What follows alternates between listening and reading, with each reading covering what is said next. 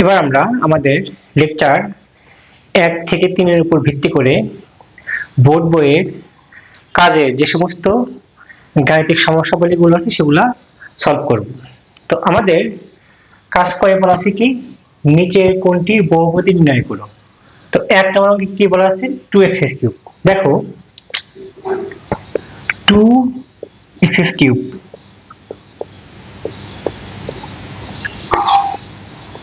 রাশিটি x চলক বিশিষ্ট এবং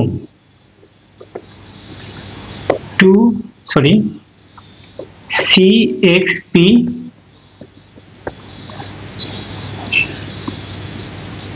আকারের। তো যেখানে c = 2, এটা হলো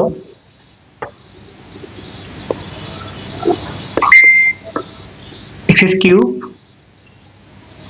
এর সহগ। এরপর p = 3, x এর ঘাত যা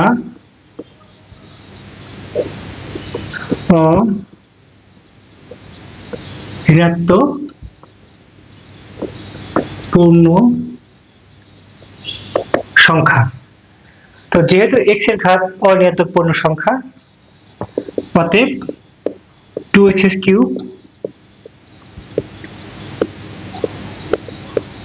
রাশিটি বহুপদী। দেখো আমাদের দ্বিতীয় প্রবলেমে কি বলা আছে, 7 - 3a²। এখন এটাকে তো আমরা সাজিয়ে লিখি, কি লেখা যাবে, -3a² + 7। এখন এই বীজগাণিতিক রাশিটা কিন্তু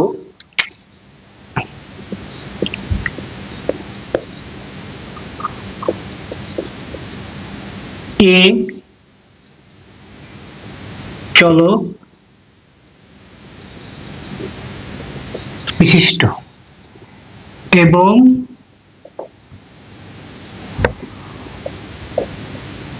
প্রতিটি পদ CXP আকারের। ওকে, এখন দেখো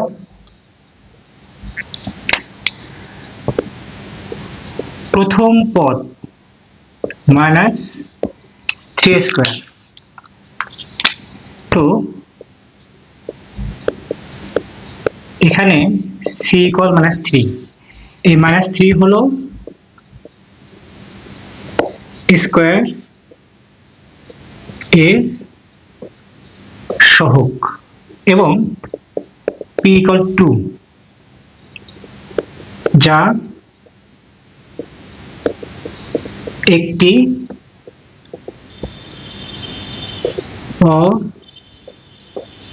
অঋণাত্মক পূর্ণ সংখ্যা। তো যেহেতু p = 2 অর্থাৎ এর ঘাত অঋণাত্মক পূর্ণ সংখ্যা, অতএব আমাদের প্রথম পদ -3a² একটি বহুপদী। এবার দ্বিতীয় পদ 7 একটি ধ্রুবক। আমরা জানি সকল প্রকার ধ্রুবক কিন্তু বহুপদী। তো যেহেতু ইন্ডিভিজুয়ালি আমাদের প্রথম পদটা একটা বহুপদী এবং দ্বিতীয় পদ ধ্রুবক, সেও একটা বহুপদী, অতএব আমাদের পুরো বীজগাণিতিক রাশিটি একটি বহুপদী। অতএব 7 - 3a²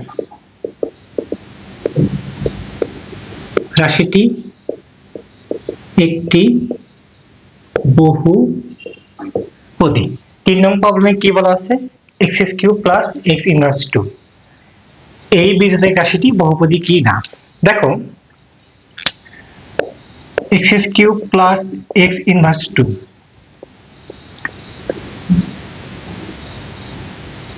রাশিটি x চলক বিশিষ্ট এবং প্রতিটি পদ সি এক্স পি আকারের। এখন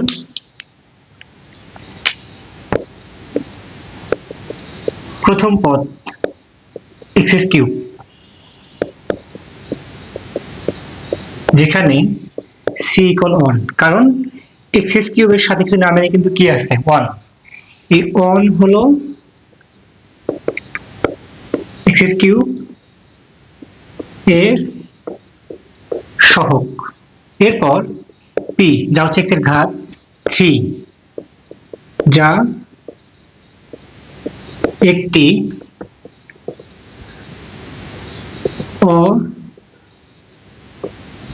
অঋণাত্মক পূর্ণ সংখ্যা। তো যেহেতু পি এক্স এর ঘাত 3, পি ইকুয়াল 3 অঋণাত্মক পূর্ণ সংখ্যা, অতএব আমাদের প্রথম পদ এক্স কিউব একটি বহুপদী। এবার দ্বিতীয় পদ খেয়াল করো কি লেখা আছে, x ইনভার্স 2। এখন যেখানে x ইনভার্স 2 এর সাথে কিছু নামের কিন্তু কি আছে 1, c ইকুয়াল 1 হলো x ইনভার্স 2 এর সহগ। এরপর x এর ঘাত এখানে p মাইনাস 2, যা একটি এই যে ঋণাত্মক পূর্ণ সংখ্যা। তো যেহেতু দ্বিতীয় পদে x এর ঘাত ঋণাত্মক পূর্ণ সংখ্যা, অতএব x ইনভার্স 2 বহুপদী নয়। আমরা জানি একটা বীজগাণিতিক রাশি যদি অনেকগুলো পদ মিলে হয় এবং সেই বীজগাণিতিক রাশিকে যদি বহুপদী হতে হয়, তাহলে প্রত্যেকটা পদকে ইন্ডিভিজুয়ালি বহুপদী হতে হবে। এখানে প্রথম পদ বহুপদী, কিন্তু দ্বিতীয় পদ বহুপদী না। অতএব x cube plus x inverse 2 রাশিটি বহুপদী নয়। 5 নং প্রবলেমে কি বলা আছে, 5x square minus 2xy plus 3y square, এই বীজগাণিতিক রাশিটি বহুপদী কিনা। এখন দেখো 5x square minus 2xy plus 3y square রাশিটি x ও y চলক বিশিষ্ট এবং প্রতিটি পদ c x to the power p y to the power q আকারের। কারণ আমরা জানি যে দুই চলক বিশিষ্ট বহুপদীর প্রতিটি পদ সাধারণত c x to the power p y to the power q আকারের হয়। এখন আমরা ইন্ডিভিজুয়ালি প্রতিটি পদকে বিশ্লেষণ করব এবং দেখব যে প্রতিটি পদ বহুপদী কিনা। যেমন ধরো প্রথম পদ কি আছে এখানে 5x স্কয়ার। এখন প্রত্যেকটা পদে কিন্তু x এবং y থাকবে, যেহেতু দুই চলক বিশিষ্ট বহুপদী, তো এখানে কিন্তু y দেখা যাচ্ছে না, yটা আছে আসলে এইভাবে আছে 5x square y to the power 0, কারণ কোনো কিছু পুরো পাওয়ার 0 মানে কিন্তু 1, তাহলে y টু দি পাওয়ার 0 মানে 1 এর সাথে 5x স্কয়ার গুণ করলে 5x স্কয়ার। এখানে y আছে, yটা কি শূন্য, তার ঘাত শূন্য আকারে আছে আর কি। এখন এখানে খেয়াল করো c ইকুয়াল 5, এটা হচ্ছে x square y to the power 0 এর সহগ, p ইকুয়াল 2 x এর ঘাত আর q ইকুয়াল 0 হচ্ছে y এর ঘাত। আমরা যদি দ্বিতীয় পদকে বিশ্লেষণ করি তাহলে কি হবে দেখো, দ্বিতীয় পদ মাইনাস 2xy। তো এখানে খেয়াল করো c ইকুয়াল মাইনাস 2xy সহ, এরপর p ইকুয়াল 1 x এর ঘাত, q ইকুয়াল 1 y এর ঘাত। আমরা যদি তৃতীয় পদকে বিশ্লেষণ করে দেখো কি হয়। তৃতীয় পদ 3y স্কয়ার, সরি হ্যাঁ আমি রেডিয়ান্স করে রাখি। এখানে 3y স্কয়ার, এখানে তো x আছে, x এর ঘাত 0 আকারে আছে, 3x two the power 0 y square, যেহেতু এটা চলক বিশিষ্ট বহুপদী। এখন এখানে c ইকুয়াল 3, এটা হলো x to the power 0 y স্কয়ারের সহগ, p ইকুয়াল 0 x এর ঘাত, আর q ইকুয়াল 2 হচ্ছে y এর ঘাত।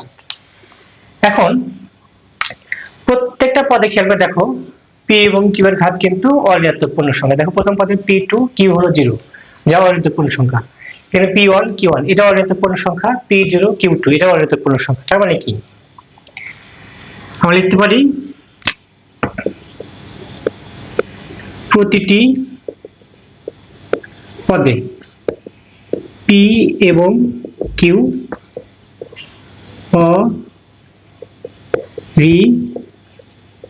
অঋণাত্মক পূর্ণ সংখ্যা। তাহলে ইন্ডিভিজুয়ালি প্রতিটি পদ কিন্তু বহুপদী, তার মানে পুরো বীজগণিত রাশিটা একটা বহুপদী। অতএব 5x square minus 2xy plus 3y square রাশিটি একটি বহুপদী। 6 নং প্রবলেমে কি বলা আছে, 6a প্লাস 3b, মানে এই বীজগণিত রাশিটা বহুপদী কিনা। এখন এখানে 6a প্লাস 3b রাশিটি a ও b চলক বিশিষ্ট এবং প্রতিটি পদ c x to the power p y to the power q আকারে। যেহেতু দুই চলক বিশিষ্ট, তো সেক্ষেত্রে তো অবশ্যই প্রতিটি পদ c x to the power p y to the power q আকারে। এখন প্রশ্ন হচ্ছে এখানে x y নেই, বুঝতে হবে এখানে যে যখন x এর কাছে x বলতে কি আছে এখানে a এবং y বলতে কি আছে এখানে b। ওকে, এখন দেখো প্রথম পদ 6a, এখানে কিন্তু b আছে, b এর ঘাত কি আকারে আছে 0 আকারে। যেহেতু দুই চলক বিশিষ্ট বহুপদী, তাহলে অবশ্যই এখানে a এবং b চলক বিশিষ্ট বহুপদী হলে অবশ্যই প্রতি পদে a এবং b থাকবে। যেখানে a থাকবে না বুঝতে হবে সেখানে এর ঘাত 0, আর যেখানে b থাকবে না বুঝতে হবে এখানে b আছে, b এর ঘাত কি 0 আকারে আছে আর কি। এখন এই পদের ক্ষেত্রে c ইকুয়াল 6 যা হচ্ছে a b এর সহগ, p ইকুয়াল 1 এর ঘাত, q ইকুয়াল 0 b এর ঘাত। আবার আমরা যদি দ্বিতীয় পদকে অ্যানালাইসিস করি, দ্বিতীয় পদ দেখো 3b, মানে কিন্তু এখানে আসলে 3a আছে এর ঘাত 0 আর কিন্তু b আছে আর কি। এখন এখানে খেয়াল করো c ইকুয়াল 3, এটা হচ্ছে a two the power 0 b এর সহগ, এরপর p ইকুয়াল 0 এর ঘাত, আর q ইকুয়াল 1 এটা হচ্ছে b এর ঘাত। দেখো প্রতিটা পদে কিন্তু যে দুইটা পদ আছে প্রত্যেকটা পদে p এবং q এর ঘাত অঋণাত্মক পূর্ণ সংখ্যা।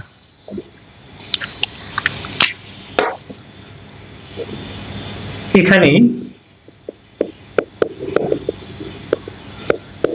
প্রতিটি পদে p এবং q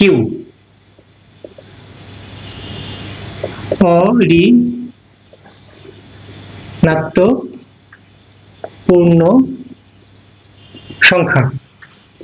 অতএব 6a প্লাস 3b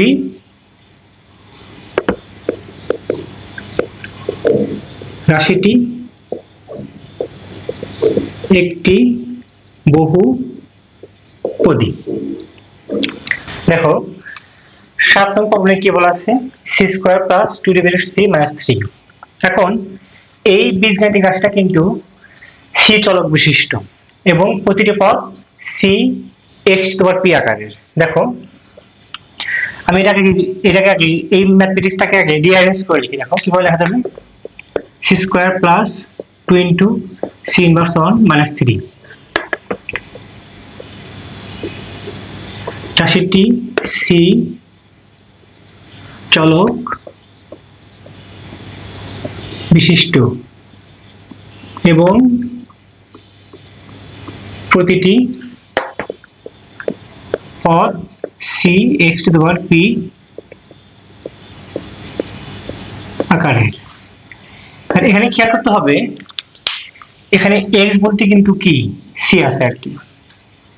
এবার আমরা যদি প্রথম পদ লিখি তাহলে খেয়াল করো কি আছে এখানে, সি স্কয়ার। এই সি স্কয়ার সাথে কিছু না মানে কিন্তু 1 আছে, এখানে সি ইকুয়াল 1, এটা হচ্ছে এই সি স্কয়ারের সহগ, এবং পি ইকুয়াল 2, এটা হচ্ছে সি এর ঘাত। আবার আমরা যদি এখানে খেয়াল করো প্রথম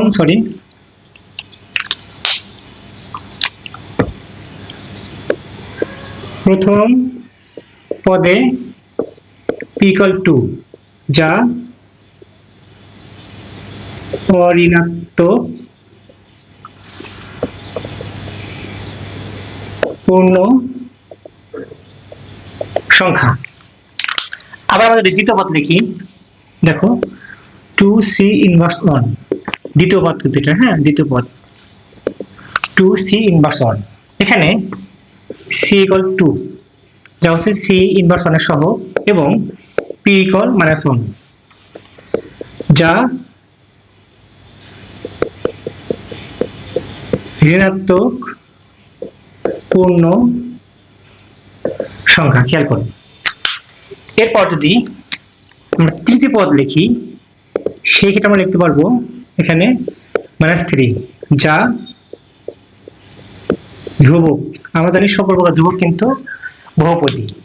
এখানে একটি খেয়াল করে দেখো, আমাদের প্রথম পদটা কিন্তু বহুপদী, তৃতীয় পদে বহুপদী, কিন্তু দ্বিতীয় পদে সি এর ঘাত কিন্তু -1 যা ঋণাত্মক পূর্ণ সংখ্যা। এই দ্বিতীয় পদে সি এর ঘাত -1 হওয়ার কারণে আমাদের এই পুরো বীজগাণিতিক রাশিটি বহুপদী হতে পারবে না। অতএব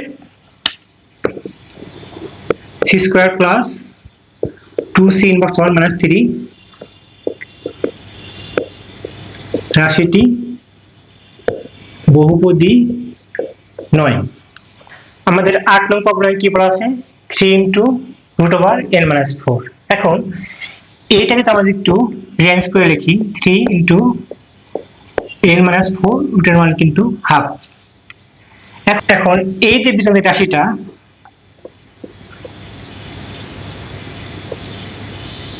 রাশিটিকে C x to the power P এর সাথে আমরা তুলনা করব, তুলনা করে পাই। খেয়াল করো এখানে সি ইকুয়াল 3 আর এক্স ইকুয়াল n-4, এবং খেয়াল করো পি ইকুয়াল হাফ।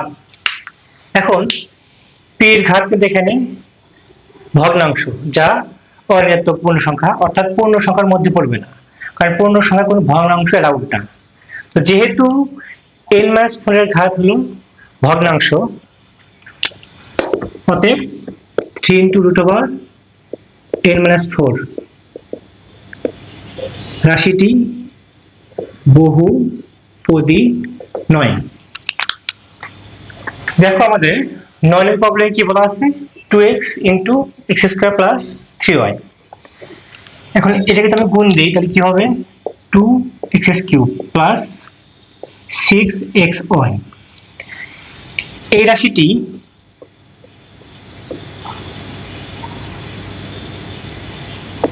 এক্স ও ওয়াই চলক বিশিষ্ট এবং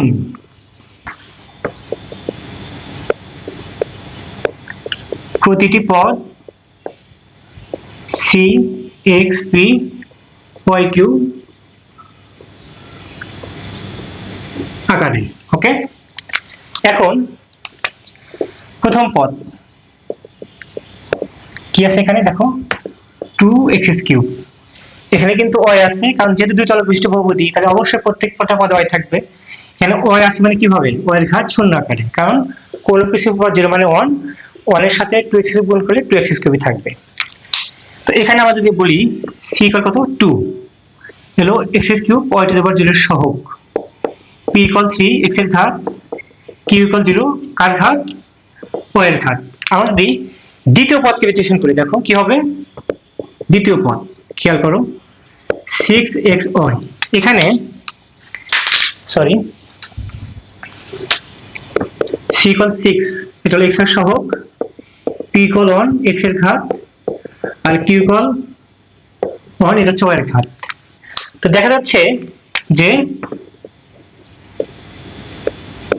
প্রতিটি পদে p এবং q দেখো এখানে p 3 এটা অঋণাত্মক পূর্ণ সংখ্যা, q 0 এটা অঋণাত্মক পূর্ণ সংখ্যা, p 1 এটা অঋণাত্মক পূর্ণ সংখ্যা, q 1 এটাও কি অঋণাত্মক পূর্ণ সংখ্যা।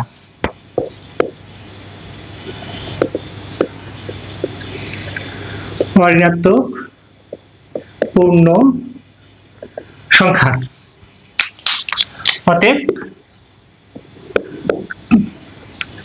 2x into x square plus 3y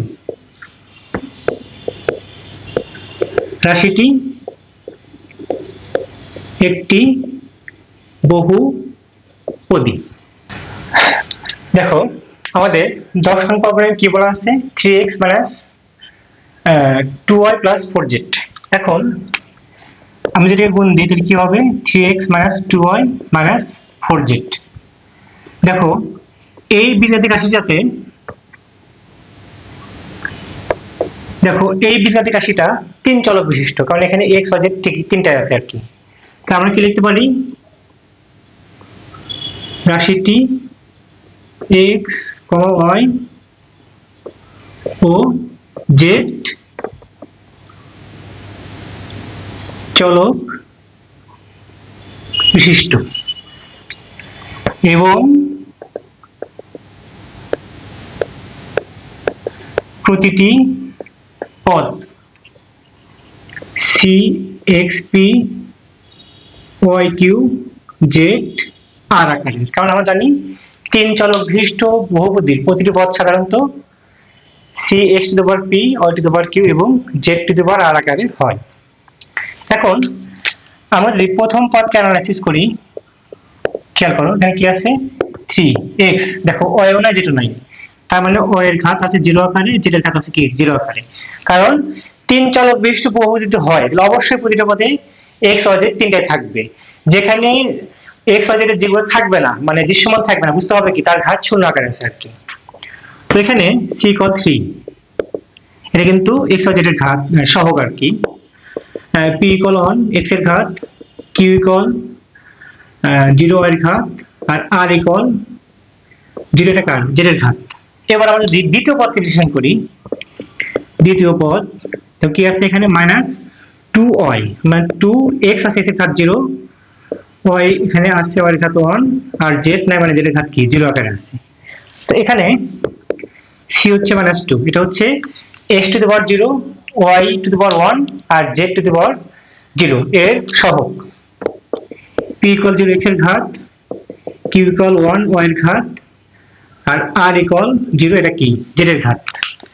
আমরা যদি তৃতীয় পদকে বিশ্লেষণ করি কি লেখা যায় দেখো, তৃতীয় পদ -4, দেখো এখানে x এবং y নাই মানে x এর ঘাত 0 আকারে আছে, y এর ঘাত 0 আকারে আছে, z আছে এখানে। তো এই জায়গায় c = -4 এটা কিন্তু x to the power 0 y to the power 0 z এর ঘাত, p = 0 x এর ঘাত, q = 0 y এর ঘাত আর r = 1, এখানে 1 কিছু মানে 1, এটা হলো z এর ঘাত। দেখা যাচ্ছে, দেখো প্রত্যেকটা পদে যেখানে P1, Q0, R0 এই তিনটাই কিন্তু অঋণাত্মক পূর্ণ সংখ্যা। দ্বিতীয় পদে P0, Q1, R0 এই তিনটাও কিন্তু অঋণাত্মক পূর্ণ সংখ্যা। আর তৃতীয় পদে P0, Q0, R=1 এই পদেও কিন্তু তিনটে মানে অঋণাত্মক পূর্ণ সংখ্যা। অর্থাৎ প্রতিটি পদে খেয়াল করি P, Q এবং R এর মান অঋণাত্মক পূর্ণ সংখ্যা। অতএব 3x - 2y + 4z রাশিটি একটি বহুপদী। 11 নম্বর প্রবলেমে কি বলা আছে 6/x + 2y। তো এরপর লাইন কি হবে 6 × x ইনভার্স 1 + 2y। এখন এটা কিন্তু দুই চলক বিশিষ্ট একটি বহুপদী। এখন আমরা যদি লিখি এখানে প্রথম পদ কি আছে cx ইনভার্স 1, এখানে কিন্তু y আছে, y এর ঘাত কি 0। তো c = 6 যা হচ্ছে x inverse 1 y to the power 0 এর সহগ। p = -1 এটা হচ্ছে কার ঘাত x এর ঘাত, আর q = 0 হচ্ছে কার ঘাত y এর ঘাত।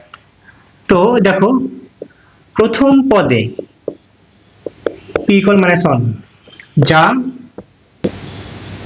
ঋণাত্মক পূর্ণ সংখ্যা। ওকে, এবার আমাদের দ্বিতীয় পদ লিখি। দেখো কি লেখা যাবে, দ্বিতীয় পদ কি আছে 2, এখানে x না এখানে x এর ঘাত 0 আর y এখানে c = x to the power 0 এর সহগ p = 0 এবং q = কত 1। তো এই পদে কিন্তু p এবং q দুটাই হচ্ছে অঋণাত্মক পূর্ণ সংখ্যা। বাট খেয়াল করো আমাদের প্রথম পদে p এর ঘাত, প্রথম পদে p এর মান অর্থাৎ x এর ঘাত ঋণাত্মক পূর্ণ সংখ্যা, ঋণাত্মক পূর্ণ সংখ্যা। এই প্রথম পদে x এর ঘাত ঋণাত্মক পূর্ণ সংখ্যা হওয়ার কারণে প্রথম পদটা বহুপদী হবে না। তার মানে কি পুরো বীজগাণিতিক রাশিটার বহুপদী হতে পারবে না। অতএব 6/x + 2y রাশিটি বহুপদী নয়। আমাদের 12 নম্বর প্রবলেমে কি বলা আছে 3/4 × x - 2y। এখন 3/4 × x - 2y রাশিটি x ও y চলক বিশিষ্ট এবং প্রতিটি পদ c, x, p, y, q আকারে। এখন আমরা যদি প্রথম পদকে অ্যানালাইসিস করি, দেখো প্রথম পদ তাহলে কি হবে 3/4x ইনটু এখানে কিন্তু y আছে, y এর ঘাত কি 0। তো c = 3/4 এটা হচ্ছে x into y to the power 0 এর সহগ।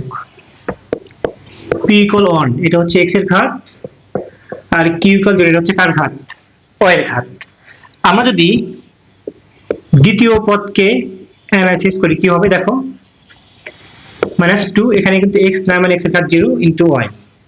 তো এখানে c = -2 এটা হচ্ছে x to the power 0 y এর ঘাত সহগ, p = 0 x এর ঘাত আর q = 1 এটা হচ্ছে কার ঘাত y এর ঘাত। তো প্রথম পদে p = 1 q = 0 এই দুটি মানে কিন্তু অঋণাত্মক পূর্ণ সংখ্যা। আবার দ্বিতীয় পদে p = 0 q = 1 এটাও কিন্তু এই দুটাও অঋণাত্মক পূর্ণ সংখ্যা। অর্থাৎ আমাদের 3/4x - 2y রাশিটি একটি বহুপদী।